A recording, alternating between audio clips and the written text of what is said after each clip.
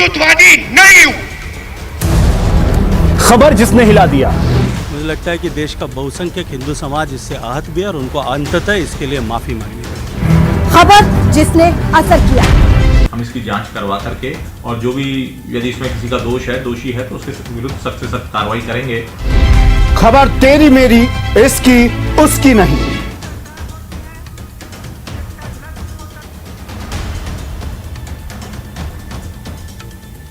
खबर जिसमें मैं नहीं, हम हैं।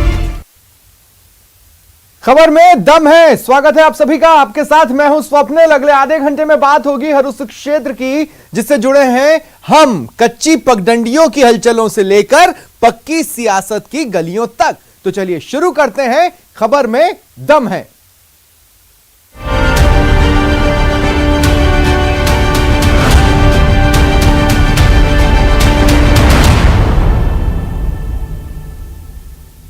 आज बात उनकी या उसकी जो बदल नहीं रहे, सियासत बदलने को तैयार नहीं, संग्राम छिड़ा है उस मुद्दे पर जिसका विकास से कोई लेना देना नहीं। तो फिर वो मुद्दा गर्म क्यों है?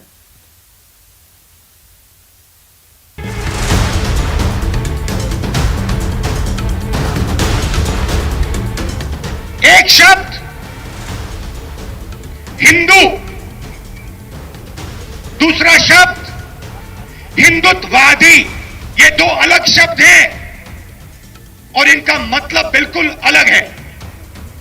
मैं हिंदू हूं मगर हिंदुत्ववादी नहीं हूं। और बस जंग शुरू हो गई। महंगाई पर नहीं, हिंदू या हिंदुत्ववादी होने पर। हालांकि कांग्रेस ने रैली बुलाई तो थी महंगाई की बात निकालकर दूर तक ले जाने के लिए, पर गूंज सिर्फ धर्म की ही बाकी रह गई। हिंदुत्व पर मरुधरा में महाभारत। सियासत जो ना दिखाए वो कम है। तिलक, चंदन, जनेऊ के दिन सबने देख लिए। मंदिर मंदिर, द्वारे द्वारे की नेताओं की दौड़ भी सबने देखी है। मगर अब सियासत के असली रंग देखने का मौका था। जयपुर में आयोजित हुई महंगाई हटाओ रैली में, जहां महंगाई के खिलाफ शुरुआत में तो नारे बहुत लगे, मगर मंच लूट ले गया हिंदुत्व का मुद्दा। ये बीजेपी का मैदान था जिस पर राहुल गांधी खेल रहे थे। ये यूपी चुनाव का सवाल था जिसका जवाब राहुल खोज रहे थे। हालांकि सवाल बीजेपी भी कांग्रेस को लेकर उठाती रही है और चैलेंज करती रही है। हिंदुत्व की डगर पे कांग्रेस दिखाओ चल के। राहुल प्रियंका काफी वक्त से इस पर चलने की सही डगर खोज रहे थे। अब लगता है कि डगर राहुल खोज चुके हैं। ऐसे में बीजेपी तुरंत हमलावर हुई। और मुझे लगता है कि ये चुनावी धर्म का बुखार जो उनका है, ये बुखार ही कांग्रेस के पतन का कारण बनने वाला है। तो उन्होंने जिस तरह से ओछी बात करी है, मुझे लगता है कि देश का बहुसंख्यक हिंदू समाज इससे आहत भी है और उनको अंततः इसके लिए माफी मांगनी पड़ेगी। उनको ये सोचना चाहिए कि राजस्थान में उनकी सरकार है। क्या राजस्थान में कांग्रेस के राज में राम राज्य आ गया क्या? उन्होंने क्यों कहा, किस संदर्भ में कहा? तो मुझे लगता नहीं है कि उनको कोई बहुत बड़ी कोई आध्यात्मिक सोच उनकी है जिसके आधार पर वो हिंदुत्व की व्याख्या करें। तो मुझे केवल इतना ही बता दो कि आपकी 3 पीढ़ी ने हिंदुओं का त्योहार दीपावली है, रक्षाबंधन है, होली अपने घर में कभी मनाई हो और कोई फोटो हो तो वो कम से कम लोगों को डाल दो जिससे ये पता लगे कि आप हिंदू। सवाल यह है कि राहुल गांधी ने महंगाई का साथ छोड़ हिंदुत्व का राग क्यों छेड़ा? कांग्रेस पार्टी जानती है कि उन्हें हिंदू विरोधी करार देकर बीजेपी वर्षों से चुनाव जीत रही है और अब कांग्रेस पार्टी हिंदू, हिंदूवादी और हिंदुत्व के मुद्दे पर जनता के बीच में सच्चाई साबित करने की कोशिश कर रही है और वो ये बता रही है कि वो हिंदू विरोधी पार्टी नहीं है। जाहिर है आने वाले दिनों में कांग्रेस पार्टी जनता के बीच में बेधड़क जाना चाहती है और उस पर लगा हिंदुत्व विरोधी टैग वो हटाना चाहती है। इसलिए राहुल गांधी ने यह बात जयपुर की महंगाई विरोधी रैली में करने की कोशिश की। राहुल के वार पर बीजेपी के पलटवार से मरुधरा में सियासी संग्राम शुरू हो चुका था। बारी फिर कांग्रेस की थी। ऐसे में शिक्षा मंत्री बीडी कल्ला ने मोर्चा संभाला, जवाब भी दिए, धर्म ज्ञान का परिचय दिया और चैलेंज फेंका बीजेपी की ओर। क्या प्रूफ चाहते हैं? वो हमसे प्रूफ चाहते हैं। उनको पूछो, अपने गिरेबान में जाके सोचो, हिंदू की परिभाषा देने बहस कर लें। हिंदू किसे कहते हैं? उन्होंने बिल्कुल सही कहा, भजन, भोग और रोग ये गुप्त होते हैं। गांधी परिवार हमेशा पूजा अर्चना करता है तो उसका दिखावा नहीं करता है, वो गुप्त रूप से पूजा करता है। और ये लोग जो हैं पूजा करते नहीं और उसका एकदम स्वांग रचते हैं और ढिंडोरा पीटते हैं। और वो कहते हैं उनका फोटो दे दो, क्या फोटो देने के बाद फिर माने क्या इस्तीफा दे देंगे? मैं फोटो ला के दे दूंगा उनको। कहें कि मैं त्यौहार मनाते हुए का फोटो ला के दे दो, वो इस्तीफा दे देंगे तो मैं फोटो भी ला के दे दूंगा। देखिए, इतना तो साफ है कि कांग्रेस की महारैली मरुधरा में जरूर हुई, पर कांग्रेस की नजर थी 2022, 2023 और 2024 पर। कांग्रेस जानती है कि 2022 की यूपी की लड़ाई कोई आम जंग तो है नहीं, वहां का गेम 2024 के लिए गेम मेकर हो सकता है। देश की सियासत में यह मुद्दा पहली बार नहीं उठा है। सियासी चेहरे जरूरत और सहूलियत के हिसाब से ऐसे मुद्दे उठाते रहे हैं और आने वाले दिनों में भी उठाते रहेंगे। भविष्य में राजनीतिक पार्टियों का मंच हो या फिर टीवी की डिबेट्स, इस मुद्दे की गूंज सुनाई देती रहेगी। कैमरा पर्सन मानसी के साथ बाबूलाल धायल, न्यूज़ 18 जयपुर। एक तरफ सियासत सुधर नहीं रही, दूसरी तरफ सियासतदां भी बदलने को तैयार नहीं है। ज्ञान तो देते हैं पर खुद मानते नहीं। देखिए कोरोना के ज्ञान वीरों का जंग का वैज्ञानिक नहीं, नेतानिक तरीका।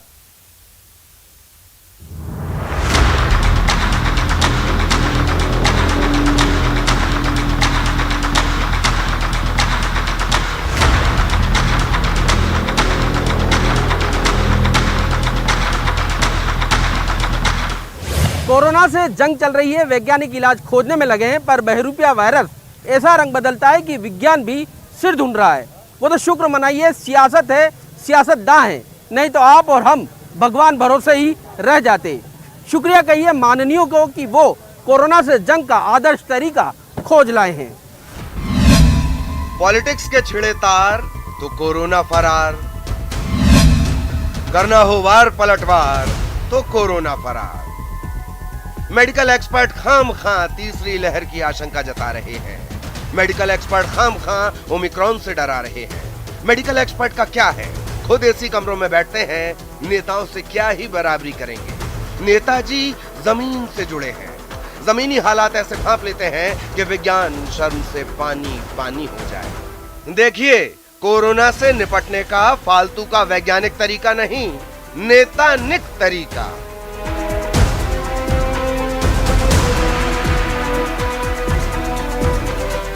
ये तरीका, नेतानिक तरीका बेहद आसान है। इससे कोरोना डरता है। विज्ञान का फलाना मंत्र ढिमकाना मंत्र भूल जाइए, सिंपल मंत्र सुनिए और देखिए किस बात की 2 गज की दूरी, फायदा क्या है। चिपक चिपक कर बैठिए, चिपक चिपक कर चलिए, आपके बीच आकर कोरोना पिचक कर मर जाएगा। मंच सजाइए, ये मंच कोरोना का मान मर्दन करेगा। कोरोना शर्म से खुदकुशी कर लेगा। और अब जान लीजिए कोरोना से बचाव का सबसे दिव्य नेतानिक ज्ञान। मास्क को कीजिए नाक के नीचे और कोरोना प्रोटोकॉल को पैरों के नीचे। कोरोना दम न तोड़ दे तो कहिएगा। देख रहे हैं ना आप, ये सारे वही चेहरे हैं जो बात बात पर लड़ पड़ते हैं। कोरोना मैनेजमेंट को लेकर, वैक्सीन को लेकर, फिलहाल बूस्टर डोज पर भी झगड़ रहे हैं। आपस का झगड़ा एक तरफ और कोरोना की जंग एक तरफ। रिपोर्ट में देखते रहिए कैसे सब मिलकर एक साथ कोरोना को हराने में जुटे हुए, वो भी नेतानिक तरीके से। पार्टी कोई भी हो, अपने अपने समर्थकों के जरिए अपने अपने समर्थन में सैलाब जुटा रही हैं। नेतानिक ज्ञान कहता है कि भीड़ तत्व वायरस को पंच तत्व में विलीन कर देगा। और देखिए, एक बात समझ लीजिए, चेहरा पूरा दिखना चाहिए। मास्क में तो हर कोई एक सा नजर आता है। माननीय कोई रामू, राजू, भूरा, ननकू तो है नहीं। नेतानिक ज्ञान कहता है कि सांसों में बहकर वायरस इस दुनिया के पार चला जाता है। चेहरा दिखेगा तो खुद चमकेंगे, सियासत चमकेगी और इस चमक में चौंधिया कर अपना रास्ता भूल जाएगा कोरोना। ये रिपोर्ट आईना है सियासी चेहरों के लिए। कोरोना प्रोटोकॉल का पालन करने का ज्ञान देने वाले चेहरे खुद क्या कर रहे हैं, इसका जवाब मत खोजिए। जान हमारी है, हमें ही बचानी है, इसलिए सियासी उदाहरण की आड़ में सावधानी ना छोड़ दीजिएगा। कैमरा पर्सन भवानी के साथ सौरभ गृहस्थी, न्यूज़ 18 राजस्थान, जयपुर। अब बात प्रशासन की, जिसकी फितरत का बदलना न बदलना उसी के हाथों में है। प्रशासन की फितरत ही ऐसी है कि उससे जुड़ी बिरले ही कोई खबर आपको हैरान करेगी, पर प्रशासन तो प्रशासन है, कर गया हैरान। अभियान में अजब गड़बड़ झाला है भाई। राजस्थान में मुर्दे ने वैक्सीन लगवाई। तुकबंदी पर मत जाइए, बस इस खबर पर नजर गड़ाइए। नजर गड़ाइए इस मोबाइल पर आए मैसेज पर, नजर गड़ाइए प्रमाण पत्र पर, नजर गड़ाइए प्रमाण पत्र पर छपे एक एक हर्फ पर। देखिए, यह प्रमाण है 72 साल की तारा देवी पंचाल फुल्ली वैक्सीनेटेड हो चुकी हैं। जान लीजिए, यह प्रमाण है तारा देवी के शरीर में इम्यूनिटी बढ़नी शुरू हो चुकी है। यह प्रमाण है कि तारा देवी कोरोना को मात देने को तैयार है। यह प्रमाण है कि तारा देवी पंचाल के लिए प्रशासन की कवायद पूरी तरह बेकार है। जिंदा लोग यहाँ वैक्सीन ढूंढ रहे हैं या स्लॉट बुक कराने की जद्दोजहद में हैं, लेकिन डूंगरपुर के दबोला गांव से आई यह खबर आपको कहने के लिए मजबूर कर देगी, धन्य है राजस्थान, जय जय राजस्थान। नजर गड़ाए रखिए टीवी स्क्रीन पर आ रही डिटेल्स पर, यही डिटेल्स बड़ा राज खोलेगी। तारा देवी को कोविशील्ड लगाई गई है। ये तारा देवी का सेकंड डोज है। 6 दिसंबर 2021 को तारा देवी उन भारतीयों में शुमार हो गई हैं जो पूरी तरह से वैक्सीनेटेड हैं और शायद जिन्हें आने वाले समय में बूस्टर डोज लगवाना पड़े। लेकिन रुकिए जरा, अरे ये क्या है? ये तो एक और प्रमाण पत्र है। तारा देवी अब हमारे बीच नहीं है, ये तो मर चुकी हैं, वो भी 15 मार्च को ही, यानी टीका लगवाने के 8 महीने पहले ही, वो भी कोरोना से जंग हारकर। कोई बताएगा ये कैसे हुआ?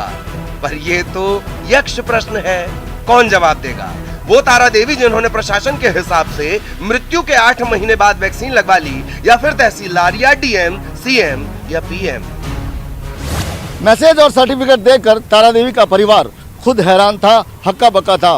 ये कैसे हुआ? परिवार इन सवालों का जवाब जानने के लिए जिम्मेदारों के पास पहुंचा और कहा, हुक्म बताओ, जो जिंदा नहीं था वो कैसे आया, किसने और कैसे उसे टीका लगाया? प्रशासन खुद हैरान था और ऐसे वक्त में अपनी इज्जत बचाने के लिए प्रशासन जो जवाब देता है वही जवाब दे दिया, जांच करवाएंगे। इस तरीके की हमें 2 शिकायतें की सूचना प्राप्त हुई है। 2 सूचनाओं के आधार पर हमने सर्टिफिकेट मंगवाए हैं। एक का प्राप्त हो गया है, दूसरे का प्राप्त होते ही हम इसकी जांच करवा करके और जो भी यदि इसमें किसी का दोष है, दोषी है, तो उसके विरुद्ध सख्त से सख्त कार्रवाई करेंगे और इसके कारणों का भी पता लगवाएंगे। हाँ, कराइए, जांच कराइए, जांच तो होनी ही चाहिए। हर कोई जानना चाहता है कि मुर्दे कैसे वैक्सीनेशन सेंटर आते हैं, सुई लगवाते हैं। आपकी जांच में आप हो सकता है तकनीक को कोसेंगे या कोई तकनीक भिड़ाएंगे झमेले से बच निकलने की। ये जवाबों का इतिहास कहता है। जवाब ऐसा ही कुछ होगा, नहीं तो उठाकर देख लीजिए गुजरात से आया जवाब। वहां भी मुर्दों ने वैक्सीन लगवाई थी। अगर जवाब वैसा ही आया तो तय है कि प्रदेश में और भी मुर्दे जल्द वैक्सीन लगवाएंगे।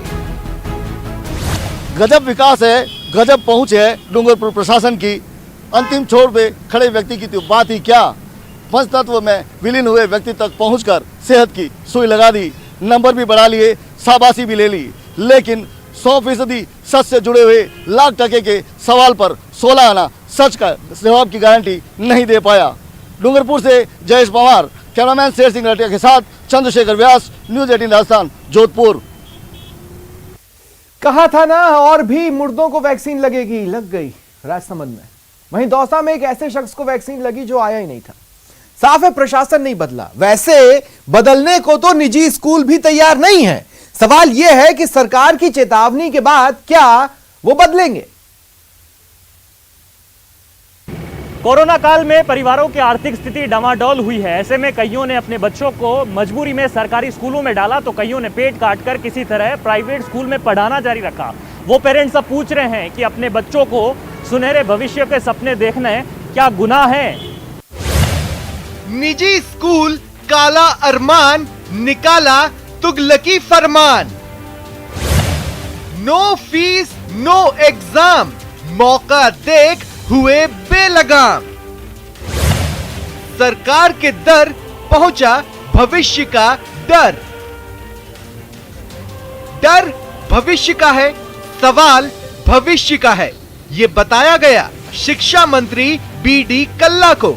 स्कूलों की मनमानी, स्कूलों की गुंडागर्दी बताई गई शिक्षा मंत्री बीडी कल्ला को और लगाई गई गुहार, कुछ तो करो सरकार। सर हमारे साथ हम फीस जमा करवाने गए सर, तो फीस जमा करवाई तो फिर वहाँ पे जाके बोला गया कि आधी फीस नहीं पूरी फीस जमा होगी तब जाके एग्जाम देने दी जाएगी। फिर सर हम वहाँ से वापस आ गए थे उधर से। एग्जाम नहीं देने दी आपको? सर हमारे एग्जाम कल से है जी। ये बिल्कुल ये लगातार जो सुप्रीम कोर्ट है उसके आदेश थे उसकी अनुपालना राजस्थान के अंदर मैक्सिमम स्कूल नहीं कर रहे।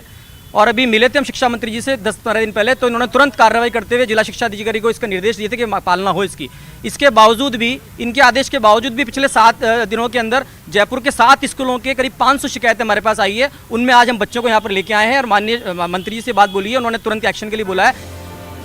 प्रदेश में ये एग्जाम का सीजन है, ऐसे में निजी स्कूलों ने तड़ से मौका ताड़ा, एग्जाम को मोहरा बना, पेरेंट्स पर बिल फाड़ा और साबित कर दिया कि शिक्षा अब तिजारत बन गई है।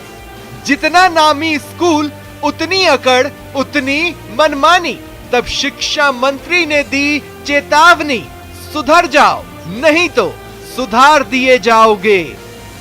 देखिए, जिन जिन विद्यार्थियों के बारे में मेरे पास शिकायत आती है, मैं जॉइंट डायरेक्टर को कहकर उनको इम्तिहान में बिठा रहा हूँ। अभी भी कुछ विद्यार्थी मिले हैं, मैंने इनको कहा कि आप अपने स्कूल का नाम और सेंटर का नाम बताओ। मैं जॉइंट डायरेक्टर को कहूँगा कि किसी भी व्यक्ति को इम्तिहान में बैठने से नहीं रोका जाए, और कोई संस्थाएं रोकेगी तो वो मतलब कानून के खिलाफ कार्रवाई करेगी, उनके खिलाफ कार्रवाई करेगी।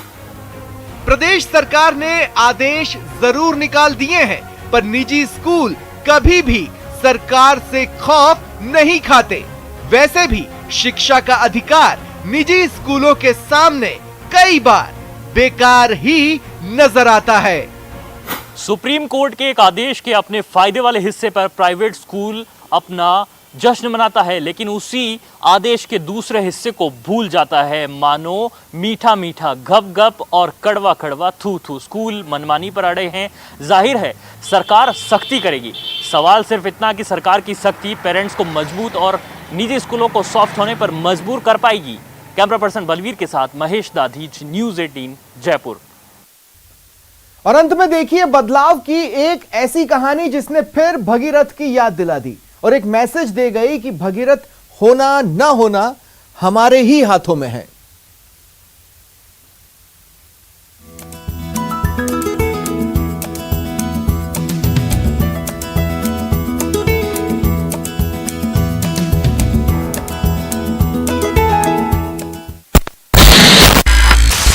रुकावट के लिए खेद है। कुछ देर के लिए इन तस्वीरों को भूल जाइए और सिर्फ 2 बातें याद रखिए। एक तो ये कि इसके जैसा कोई और नहीं, और दूसरा एक सवाल जो दशकों से हमारे सामने है, क्या सरकारी स्कूलों की हालत सुधर सकती है? अब इस खबर को आगे देखिए। देश में सरकारी शब्द सुनकर उत्साह का संचार नहीं होता। सरकारी शब्द सुन जहन में जो तस्वीर उभरती है उसे बदलने के लिए भगीरथ प्रयास की जरूरत होती है। ऐसा प्रयास जो सरकारी निष्ठुरता से गंगा निकाल लाए। कुछ यही किया मरुधरा के भगीरथ नारायण ने। नारायण जीनगर, जिन्होंने जालोर के कागमाला गांव के सरकारी स्कूल को ऐसा बना दिया कि वहां आने में, पढ़ने में मन लगता है। यहाँ मजबूरी का नाम सरकारी स्कूल नहीं है, यहाँ पर्यटन का नाम ये सरकारी स्कूल है। प्रदेश का पहला पर्यटन स्कूल। यहाँ आप scout garden, star garden, ABCD garden, globe circle, Bharat Darshan, Shaheed Smarak, गणितीय गार्डन, सौर मंडल, बापू वाटिका, ट्रेन मॉडल तो देखेंगे ही, वैक्सीनेशन के लिए जागरूकता का मॉडल भी देखेंगे। तो चलिए मिलिए उनसे जो ज्ञान की इस गंगा के भगीरथ हैं। ये उच्च माध्यमिक विद्यालय कागमाला प्रदेश भर में नवाचारों के लिए प्रख्यात है। यहाँ का ट्रेन मॉडल देख सकते हैं, पृथ्वी सर्कल देख सकते हैं, स्काउट गार्डन देख सकते हैं, स्पोर्ट्स गार्डन देख सकते हैं और कई सारे साइंस के मॉडल भी देख सकते हैं आप। तो गणित में बच्चों की रुचि पैदा करने के लिए और जो ज्ञान है उसकी स्थायी प्राप्ति के लिए मैंने ये मॉडल बनाने की सोची। स्कूल के बाद में, जब स्कूल ऑफ हो जाती है उसके बाद में मैंने यहाँ आके और ये मॉडल तैयार। स्कूल के पीछे जज्बे की कहानी है तो एक और कहानी है जो दूसरी स्कूलों से जुदा बनाती है। यहाँ बजट के लिए कोई रोना नहीं रोता, ओवर टाइम के लिए कोई मुंह नहीं फुलाता, और यहाँ पर विकास के लिए जयपुर की ओर कोई टकटकी लगाए नहीं देखता। बस ठानना है और कर गुजरना है।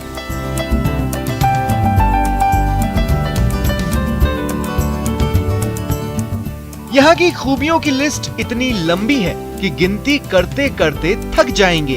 तालीम दमदार है, रिजल्ट शानदार है। असहाय बच्चों की पढ़ाई के लिए शिक्षा सेतु और स्वास्थ्य मदद बैंक है।